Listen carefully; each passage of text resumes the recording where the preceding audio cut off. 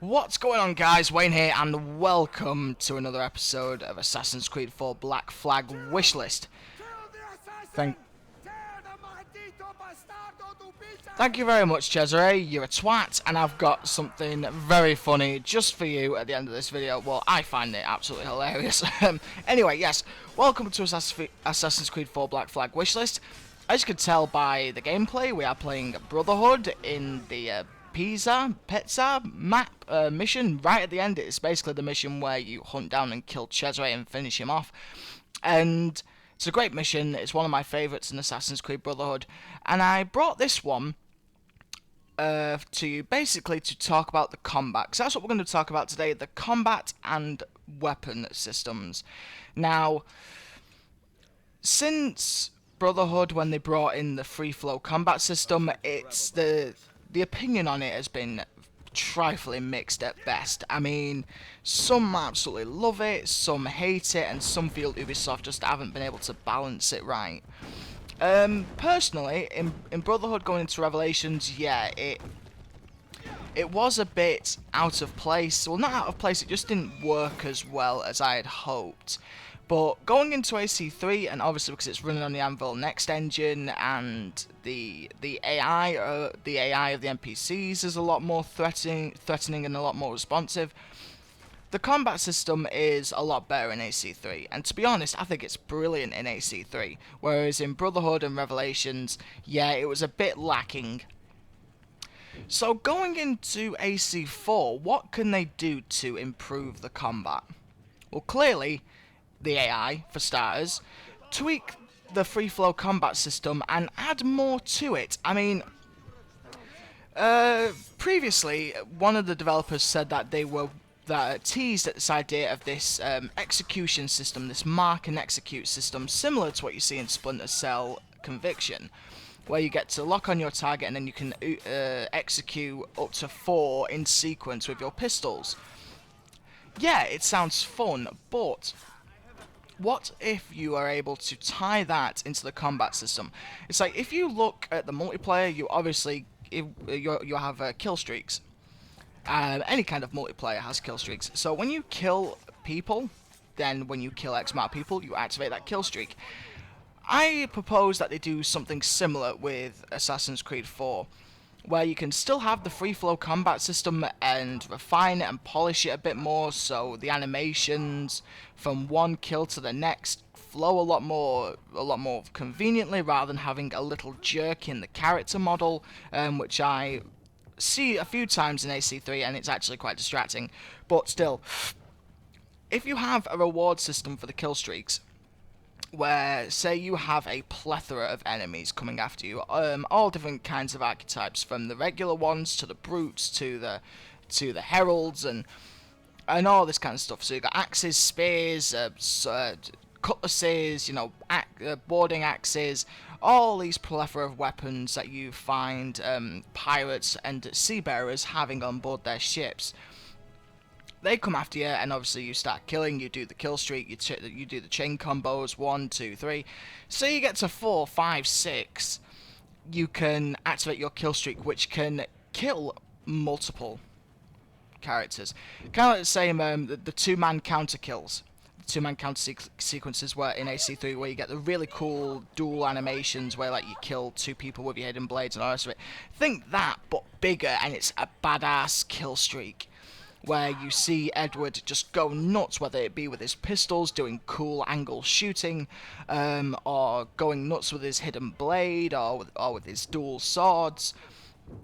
At least then, getting those kill streaks gives us an endgame, really, when it comes to the combat system. So we really go for the kill streak to prevent being overrun by enemies, because obviously you'll have to make the AI smarter, so they mob you a bit more and they come in at all angles, which gives you the idea of, like, right, you got to think a little bit more, you got to take them out quickly to get the kill streaks, and then you can start executing a lot more in one go. But again, that being said, you also have to craft, like I said, the AI to make sure that they're a little bit more threatening. while at the same time you have to obviously fix the animations and so on. And one thing that you'll have to really worry about is how to activate the kill streak. Now, not necessarily to activate the kill streak, my apologies, I mean to activate the chain kill to actually get the kill streak. These days it's relatively simple. You block, like, you know, you counter, and then you counter kill. You know what I mean? It's that simple, it's plain, it's obvious, and you can just get one going very easily. Now that's good, but if you're going to have an end game, like a heavy duty reward for killing multiple people in one go, you have to make entering the kill chain a little bit more challenging and maintaining that kill chain a little bit more challenging. And I'm not just talking about AI, I'm talking about adding more layers to it. For example, I believe, don't quote me on this, but I believe there was a mention of this idea that the some of the archetypes can counter your counter, which I like the idea. Again, it makes it a bit more challenging, and obviously you've got to plan accordingly, so you can't really go after them straight away, or you might have to save them for the execution sequence, the actual kill streak sequence, or so on. But if the archetypes are able to counter you, again, AI support, it allows you to plan more accordingly. And the other thing that comes into play is obviously weapons, which is the second part of this video, which we're going to go into right now, actually, lol, as we kill this douchebag on the roof. It was something about these guys on the roof in Brotherhood. They annoyed the living shit out of me with those big long rifles. I think they were a really poor addition. It was just something about them having rifles. It just annoyed me, and the way they would one-shot you from a million miles away and some, you know what I mean. Anyway, let's get onto the weapons. Good point, because we were talking about guns just then. Obviously, in Assassin's Creed 4, you know, it's a pirate theme, so pistols and cutlasses, so muskets and cutlasses, are the choice of weapon in this world, you know. Where it's shoot someone and then hack everyone to pieces with a short sword or a cutlass. The one thing that I have always found a bit annoying, really, but in the end I'm not blaming them because it's great they have this variety, is, again, the variety of weapons. Where, like, you would have a variety of daggers and then a variety of swords, and like then you've obviously got, like, in Brotherhood and Revelations you've got the crossbow, and then you've got the hidden gun and the poison darts and the throwing knives and all the rest of it, and then you get to AC3. They obviously get rid of the throwing knives, which I thought was a bad idea. I really liked the throwing knives, but they kept the poison darts. And then they brought in the rope dart, which was kind of, you could say, an alternative, more lethal version of the throwing knife. You know, it without necessarily killing them, it was a more of a tool which allowed you to kill, but at the same time it allowed you to knock enemies off guard and trip them up and all the rest of it. So it was a pretty much all-round offensive and defensive tool. But again, that being said, there was still quite a lot of weapons to buy in Assassin's Creed 3, and I don't know about you, but the second I got that Assassin Tomahawk, I did not buy anything else. The only reason why I bought anything else, I only came to buy everything else after I completed the main game, and I almost felt obliged. I'm sorry, because I was like, oh, look at all these other axes and all these other short weapons that they've given me, and I haven't used them because I was too busy using the Tomahawk. Why? Because it's the promotional weapon, you know. It's the weapon that you see Connor with through all the promotional material, all the trailers, screenshots, you know, on the front cover. You see him with this Tomahawk, and it is the most badass looking weapon of them all, and you stick with it. I don't know anyone that played AC3 single player that went, oh, you know what, I like this axe better than the Assassin Tomahawk. Irrelevant to, like, you know, its stats, which stats have gotten a little bit problematic, again, because of the variety of weapons, and in the end you end up choosing a weapon, either going for luck or you're going for power when it comes to choosing your weapon within the assortment of weapons, and you're going, oh, which one shall I pick, which one shall I pick, shall I go for the Assassin Tomahawk that looks cool, or shall I go for this boarding axe which looks completely out of place on Connor because, like, he hasn't got his Assassin Tomahawk, but it's a lot more powerful. Slight extension of what the point I was trying to get across over. Let me just get to the point. Rather than giving us a plethora of weapons, allow us the ability to customize the weapons. I'll have to pause then just so you could think about it for a second. Now, let me explain to you why customizing weapons would be so cool. Because obviously you'll get to customize the look, you get to customize the stats, and you get to tailor your tools, like your pirating tools, your cutlass, your pistols, to the way you see fit. And I think it would be absolutely great. Think the gunsmith from Ubisoft's Ghost Recon Future Soldier. You get your assault rifle, you get your pistol or your sniper rifle, and you just get to a plethora of attachments and alterations to it. And I loved the gunsmith in Ghost Recon Future Soldier. I think it was one of the best part of the game, personally, because I spent hours just crafting and mucking about with different weapon attachments and different springs and triggers and all the rest of it. Now imagine that, but in swords, pistols, and all the rest of it. Like, obviously, we'll have the muskets, so you get to customize pistols similar there, the same way you get to do in Ghost Recon.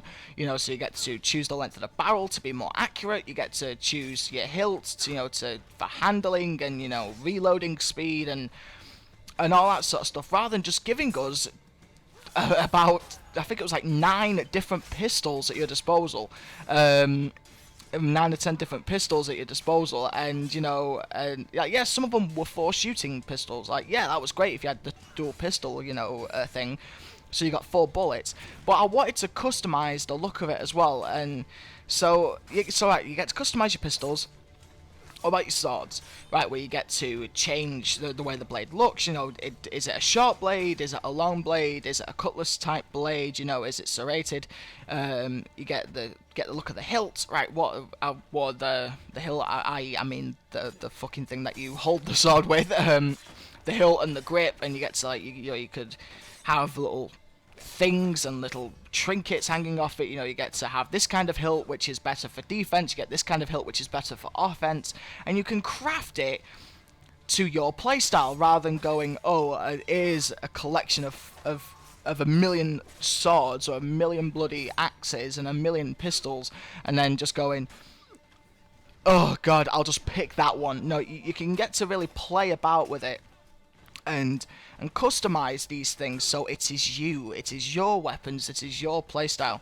And you could probably even do it to the hidden blade, to say the least, add a few little things, and obviously you could tie the customization of your weapons into how easy it is to get into a chain kill sequence. The stronger the hilt, the stronger the defensive tool, the better you can defense, the better you can block, the less chance of being sorry, let me rephrase that. The lesser chance of your counter being countered if you have a particular kind of hilt. You can see where I'm going with this, and I really think weapon customization could be cool, and so you don't have to have all these weapons. Like, you get to pick and choose and go to the store and all this. It's like, yeah, it's great, but in the end, I want to play around a bit more. So you can buy, instead of buying a full sword, which half of it looks great, half of it looks ridiculous, you get to just buy the one bit that you like, the one bit that you think is cool, and add it to your sword the way you see fit. And again, you can chain that into the kill chain sequence, which can lead up to badass counter kills with your pistols and all that stuff, and so you get these execution, animation, cutscenes, these death streaks. I think it could be really good. Right, so as the video's come up to an end, I am about to kill Cesare and leave him on with a little sing-song. We've got Killstreak, Killstreak executions, summary, mass group execution kill sequences, which are activated through keying and kill chain sequences. And then you've got customization of weapons and equipment, so you can tailor them the way you see fit rather than having an assortment of axes and things that you just do not want to buy from the store. What do you think of these 2 ideas, guys? Please say so in the comments below. I really want to know what you guys think. Hope you enjoyed it, guys. And as always, take care, be safe, and I will see you in the next one. Take it away, Ezio. Peace.